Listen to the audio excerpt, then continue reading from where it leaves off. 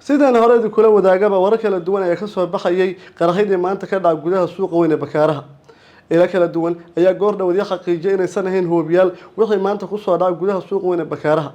waxay sheegeen hay'adaha amniga dawladda Soomaaliya ila muhiim oo la hadlay inay ahaayeen miinooyin la soo galshay boorsooyin oo la dhigay xarumo ganacsi gaar ahaan shirkadaha ka shaqeeya elektarooniga ama shirkadaha ka ganacsada qalabka loo yaqaan elektarooniga ee ku yaala gudaha suuqa weyn ee Bakaaraha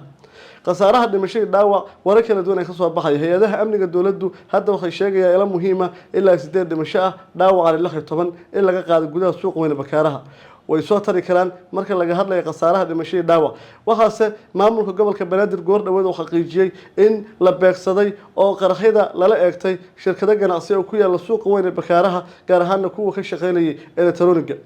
saraakiisha amniga dawladda Soomaaliya ayaa markii hore waxa jira warar kala duwan oo ka soo baxayo la xiriira waxa ka dhacay suuqa Bakaaraha gudaheeda markay ay timaado inay ahaayeen hoobiyaal iyo inay ahaayeen qaraxyo bilowgii si ay kula wadaaga sheekadu waxay ahayd inaysan hoobiyaal ahayn oo arintu ay ka duwaneed haddase saraakiisha amniga iyo maamulka gobolka Banaadir labaduba hadda waxa laga soo xigtay inay ahaayeen miinooyin lagu soo qariyo boorsooyin oo la hordhigay goobo ganacsi oo ku yaala suuqa weyn ee Bakaaraha kadibna hal mar ay wada qarxeen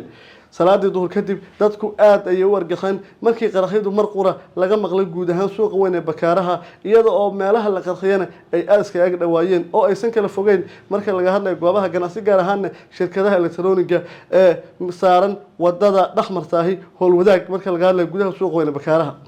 maamulka gobolka Banaadir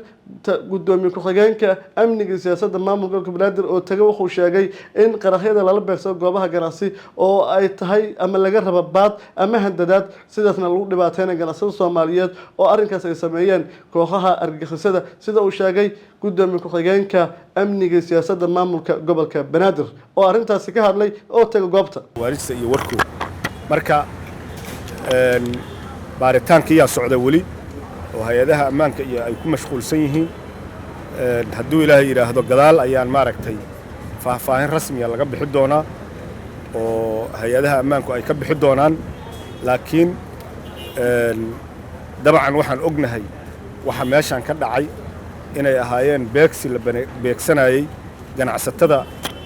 Soomaaliyeed gaar ahaan ganacsatadii halkan maanta dhibka ku gaaray marka waxaan leenahay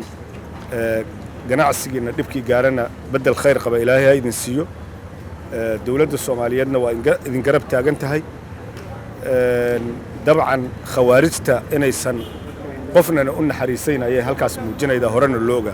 marka aad iyo aad u mahadsantihiin maalin wanaagsan hawshii waa socotaa wali ma dhammaan wali gurmadkiiyan ku jirnaa Bakaaraan joognaa hay'adaha ammaanka iyo kulli degmooyinkii iyo maamulka gobolka Banaadir oo dhan waa joogan marka waxay faahfaahin intaas ka badan hadduu ilaahay yiraahdo waa bixi doonaa hadduu ilaahay yiraahdo cadawga khawaarijta hal meel ha looga soo jeesto hadduu ilaahay yiraahdo aad iyo aad mahadsantiin gudoomiye waxa la baahay in hoobiyaal lagu garaaco suuqa ma qarxiya mise hoobiyaal maxay xaqi jirtaa waxba kama jiraan hoobiyaal wax la yiraahdo laguma garaaco suuqan qaraxyo oo maaragtay عادي لو وذي واي أيضا ماركتي وحيالها إن لنا ولا حقيقة كنا لكن واحد إن حقيقينا وحبي اللي رماشان إنه سكجر كنا صادق marka laga hadlayo amniga caasimada mudooyinkii la soo dhaafay si weyn ayay u guuleysatay dawladda Soomaaliya gaar ahaan suuqa weyn Bakaaraha wuxuu kamid ahaa meelaha ugu xasiloon mudooyinkii la soo dhaafay oo waxa si adag uga howlgalayay hay'adaha amniga dawladda Soomaaliya gaar ahaan hay'adda sirdoonka Soomaaliya ee nabad sugidda oo la xaqiijiyay ku guuleysatay in ammaanka suuqa weyn Bakaaraha uu noqdo mid la isku haleyn karay kadib markii ciidamo xoog leh la dhigay oo guud ahaan xaqiijiyay laakiin maanta duhurkii wax Bakaaraha ka dhacay marka waxay abuurtay dareen weyn kadib markii mar qura la maqlay qaraxyada waxaa hadda saraakiishu sheegeen inay ahaayeen waxaaba lagu soo qarxiyay boorsooyin oo la hordhigay goobaha ganacsi oo la qarxiyay wuxuu ku soo kordhay waxa kuma doontaan sheekooyinka dambe